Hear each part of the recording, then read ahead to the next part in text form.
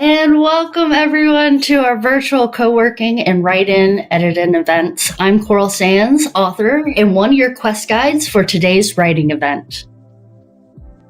And I'm Ansley Ashe, author and co-quest guide. To keep myself accountable, I love virtual write-in events. We get to meet so many different writers from around the world. During our short breaks, we will be chatting a bit so you can get to know us.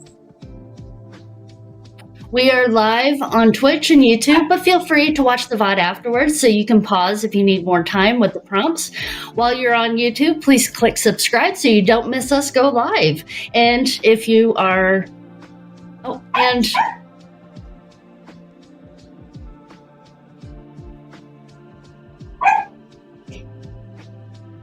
And don't forget to share. We appreciate all of your support that you've shown us so far. Before we get too much further, let's discuss our upcoming events. Today, this is our first October virtual write-in event, and we have one again on October 27th at 11 a.m. Central. Coral, what about our November ones? And then our November novel quests are really exciting. On November 1st, we have our first kickoff party at 6:30 p.m. Central Time. And then we will be streaming Sundays, 11 a.m. to 1 p.m. Central, Thursdays, 6:30 to 8:30 p.m. Central. And then we have our Thank Goodness It's Over party, December 1st from 11 a.m. to 12 p.m. And I hope that you will join us. I post all of our upcoming events in our Facebook group called Writing Quest, as well as our Substack. If you want them emailed directly to you, remind you when our events are. I'll leave a link in our description. So Ansley, what are we going to do today? So today we're going to do several writing prompts. We have several of them planned out for you, and we're going to chit-chat a little bit in between. Our first prompt is, if you've been noveling in November for a really long time, you probably already know what you want to write. So let's take the next 5 minutes and just dump every idea that you could possibly ever have for your upcoming novel into a document. You can go ahead and get started now. All right, let's get 5 minutes on the clock, and we're going to start our film.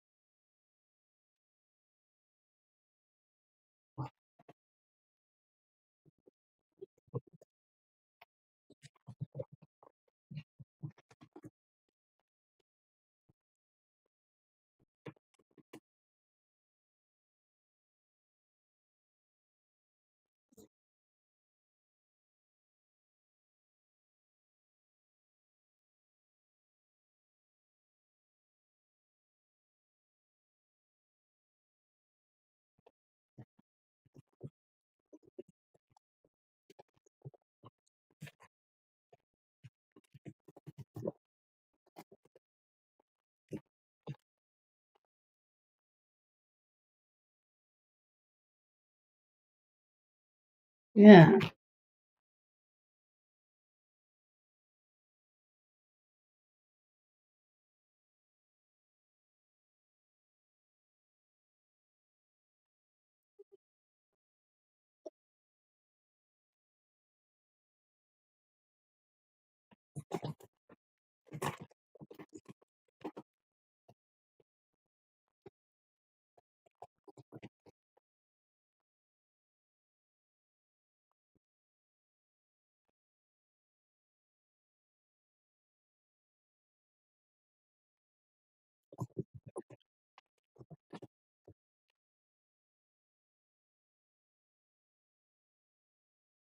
Bonus break.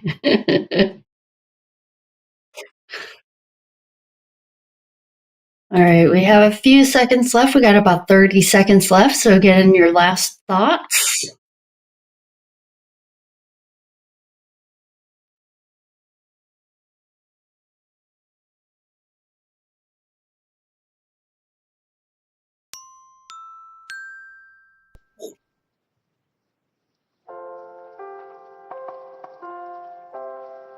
All right, that ding means it is time for our break.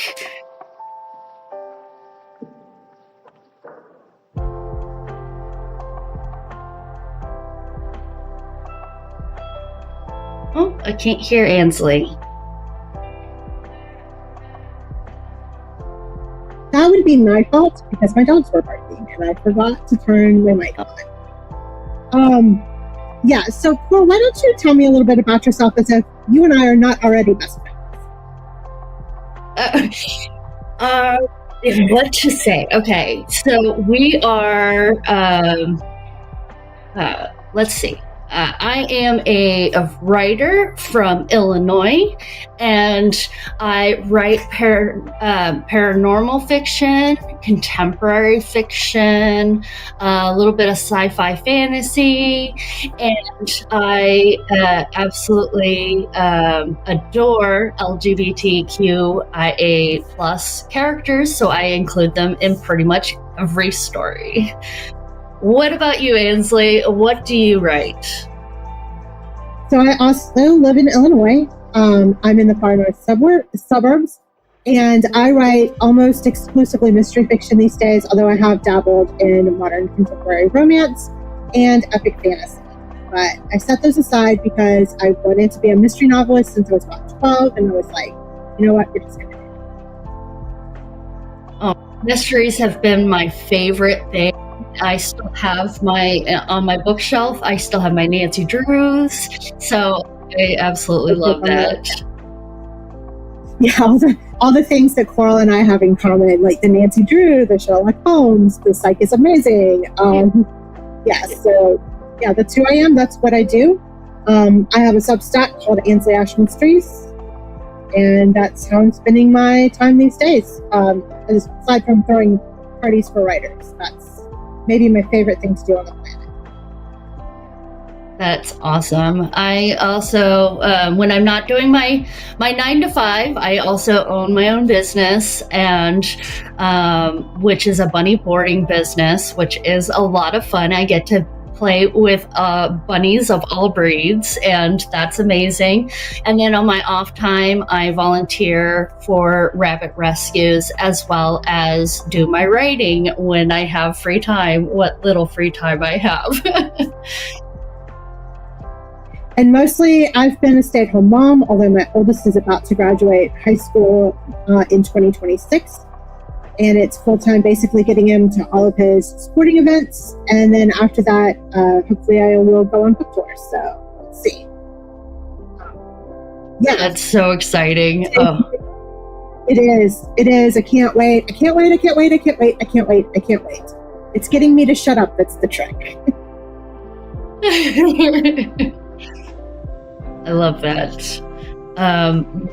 When you're not writing, what is your favorite thing to read? I still read a lot of mysteries. I have read, I think, everything by Michael Conley. I'm almost all the way through Agatha Christie again. I've read everything by Anne Perry. I'm working my way through the James Patterson, Alex Cross series. So mostly I read. And then when I'm not reading, I knit, although I didn't bring a knitting project with me today. I'm in between knitting projects right now. And that's basically what I do. It's volunteer for stuff and write and be busy. Absolutely. Most of the books that I'm reading right now have been definitely paranormal fiction. I love werewolf stories and vampire stories and things like that. So I have a lot of those on my bookshelf. And then I also have been enjoying just some contemporary romance stories. I love love, and love comes in all forms. And so I've been reading a ton of that as well. Now, I think I did make sure that I put your links for Ansley Ashe in the description. So everybody, please make sure you check out Ansley Ashe. Yeah, I have a novella for sale right now called The Big Intersection, starring my favorite character, Allison Pekanik, who's just a stay-at-home mom, and she gets swept into mysteries. But yeah, she's got an interesting backstory. And we will definitely Dive explore into more of that in our next. All right, so let's look at what our next prompt is going to be. We're going to do a minute. And what is the one thing your antagonist always lies about? And what is one thing they can't help but tell the truth about? Oh, excuse me. I'm sorry. I did the wrong one. If your character is speed dating, what would they say to introduce themselves? Okay. You get a little preview of what prompt 3 is. It's all good. All right.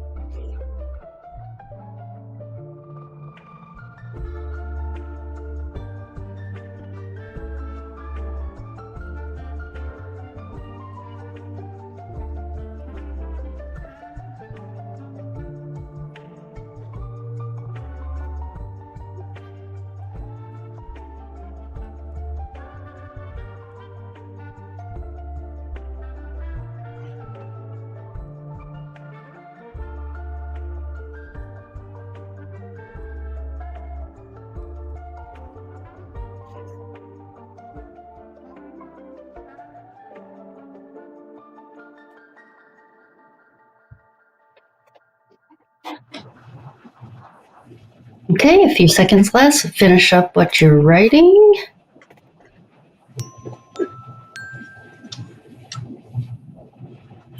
All right. That ding means it is time for our break time. Okay. So we were talking about Allison just before we went, and I will tell you what Allison's answers to the dating questions are in this break. Her answers are going to be really, really short. She's playful and a lot of fun. So what she would say is, "Hi, my name is Allison. I've experienced a lot of loss in my life. And her first husband died very, very young. So, or she's getting a divorce from her second husband. She would say, I collect stories, I solve problems, and the thing that she's most into are lost waves, because she likes searching down for all of those old musicians that everybody forgot who they were, and she just loves reconnecting like new fans with old musicians, and it's a lot of fun, and it stimulates her intellectual.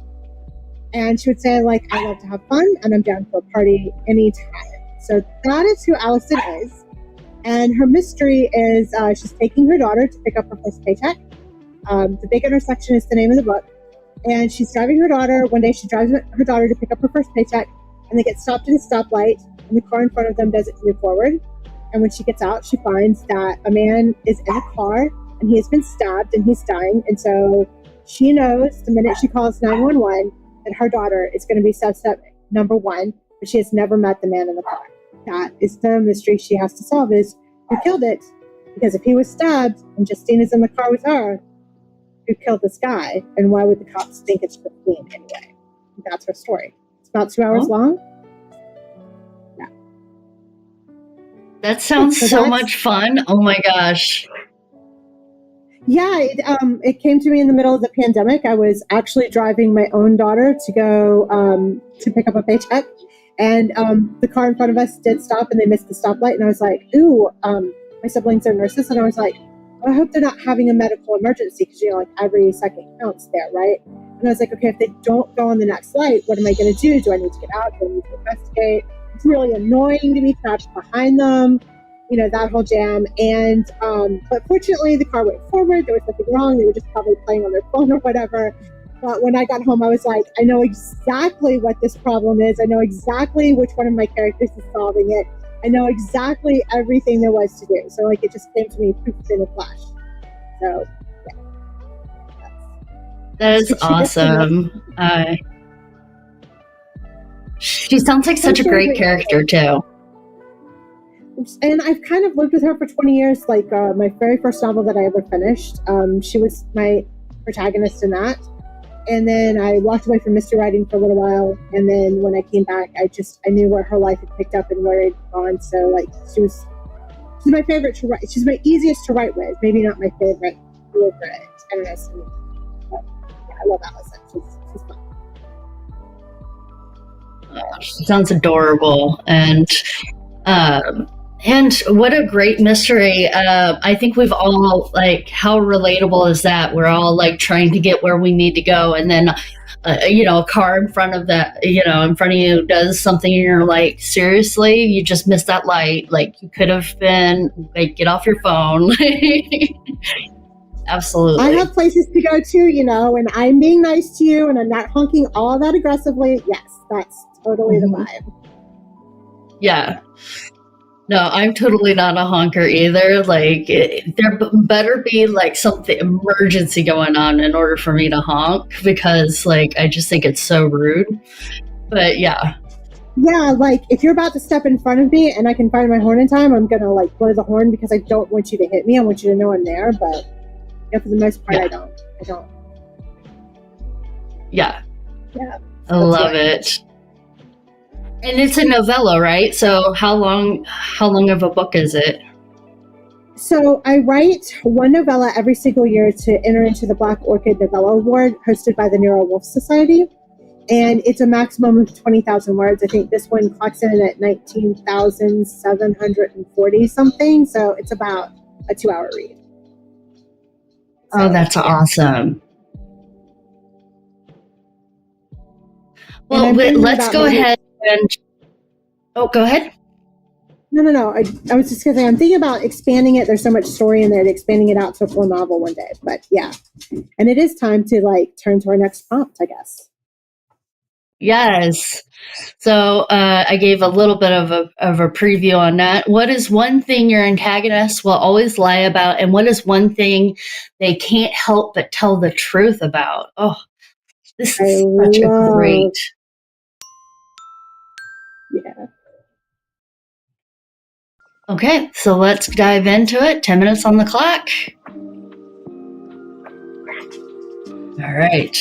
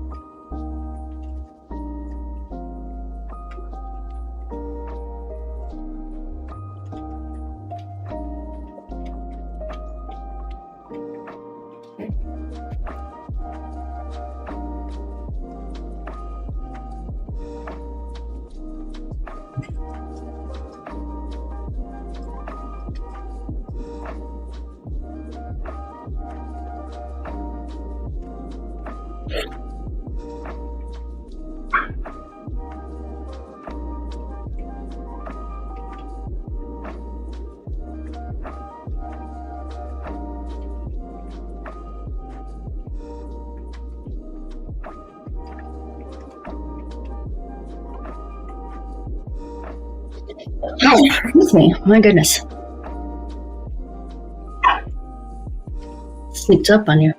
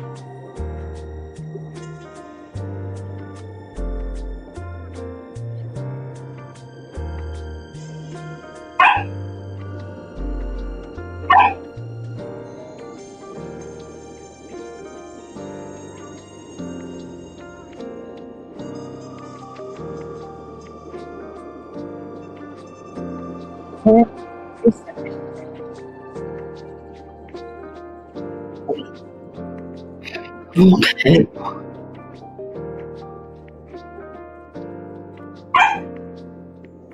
Sorry.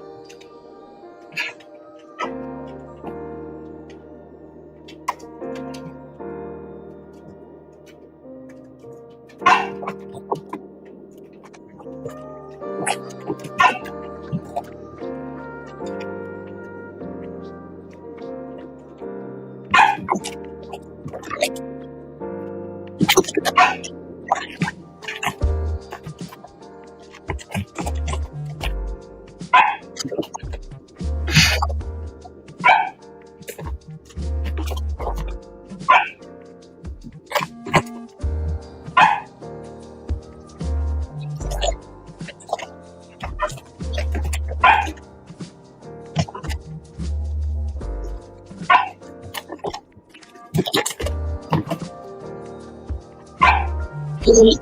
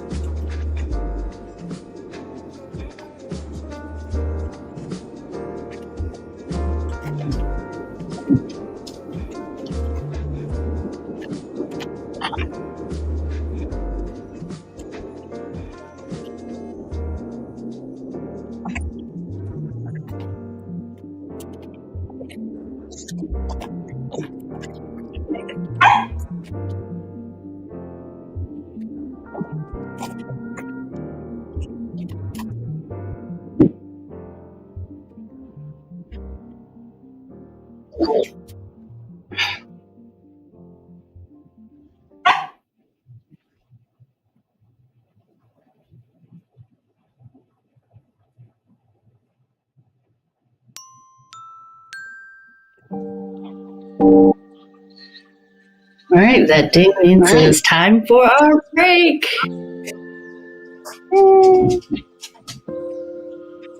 So, Coral, what do you love most about antagonists? I love a good antagonist. Oh my gosh, they are so fun to write, especially the badder they are, the more interesting. But I love making it so that they just have a skewed morality. And so there's always a reason why they do what they do. Like in my story that I'm going to be writing for Novel Quest, it's three boys that think that they are going to help their communities by bringing back their roots. And they end up unleashing these creatures onto the world. And it's, it's by mistake. And they don't mean to be it. But they thought that it was going to help them. And they didn't realize that it's actually a curse. Yeah. Yeah, that sounds like a lot of fun. I love antagonists myself because it's permission to be totally transgressive, right? These are people who have serious boundary issues. So they're like, what's a boundary? I don't think I understand boundaries. And, and they just cross them and they just cross them freely and they don't care about what the consequences are. And I think it's kind of interesting to explore what makes someone so damaged to not care about like what the consequences of their behavior are, and to look at that hurt and be confused by it. I think that's really, really interesting from a certain perspective. And I think a complicated antagonist that maybe does care about how much hurt they put out into the world, but can't stop themselves. That I think is really, really interesting because it's like, can they be redeemed or can't they be redeemed? And you get to play with that the whole novel long. I think that's a lot of fun. Absolutely. Like that is I think one of the most fun things to play with is whether or not your main big baddie can be redeemed in the end or not. And or if they are going to convince the protagonist that they are in fact on the wrong side, and there's a question of, oh, well, actually, maybe what they're doing makes sense, and that could be fun to play with as well. Especially if you've written your protagonist as like an open-minded person, like with a firm moral core, but with an open mind as to like, okay, I want to understand people. I want to be empathetic and loving and caring. And their struggle to understand this strange thing coming at them, I think that's really interesting. There's a lot of like low-level conflict there, and you get to ratchet that up bit by bit by bit by bit by bit. Yeah, that's a lot of fun. Absolutely. Absolutely. So I think that we do have a few more minutes left. We can go ahead and start talking about our last prompt. Our last prompt is going to be for 10 minutes. And this is really going to be fun. It is, if your protagonist and your antagonist are riding in an elevator for 20 stories, what happens? Oh my gosh, there's so many different ways you could take this. I mean, and the best part about that is like, are they in silence? Do they have things that they need to say to each other? Do they know each other? Like, where are they at in the story? And you can do this over and over again. Have they never met before? What happens then? Are they going to meet in the future? What happens then? Like, it's so much fun. Yeah, in my story, they definitely do not know each other, and they would have no idea who each other is, and that is going to be fun. So I'm excited to write down this prompt and to figure out what would actually happen if they were in the same elevator. And are they going to reach to touch the button at the same time? That's like the most important question you have to ask. Do they wait for the other one? Are they both waiters? Are they both touchers? Like, that I think is the... Yeah, because I'm totally a toucher. I'm totally pressing that button every time. Yes. But this is why you and I get along so well, because we're so similar in that regard. So it'd be like... Yes. All right. let's dive in to our fourth prompt, 10 minutes on the clock, and let's do this.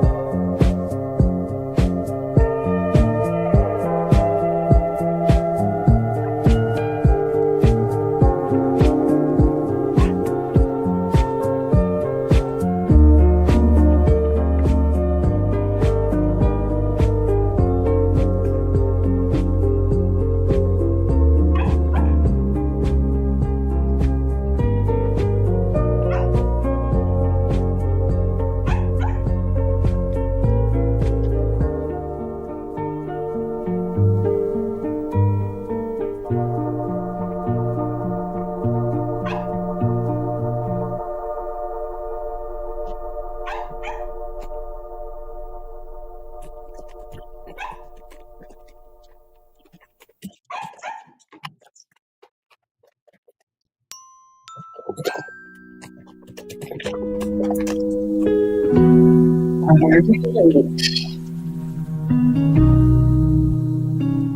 is up. We get so swept up in our stories. Absolutely. I was like, oh my gosh, one more sentence. Yeah, so everybody, that is time is up. We will be back again on October 27th to do some more prepping for our upcoming novel quest. And don't forget, on November 1st, our very first author will be here. Her name is Zia Laxon, and she's amazing. We'll tell you all about her next time. Yes. So yeah, our kickoff event is on Friday, November 1st at 6:30 p.m. Central. And as Ansley mentioned, we will have a special guest author joining us. We're really super excited to have Z coming with us. It's going to be amazing. And before we go, we must thank our producer, David McGinnis. We could not do any of this without him. He created all the graphics, animation, music, and produced this event.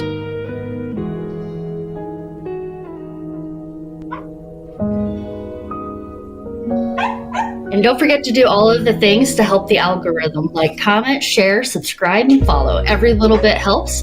Find us on the social medias, links are in the description, and subscribe to our Substack so you get reminders sent to your mailbox. And thank you for watching. And see you October 27th. Bye.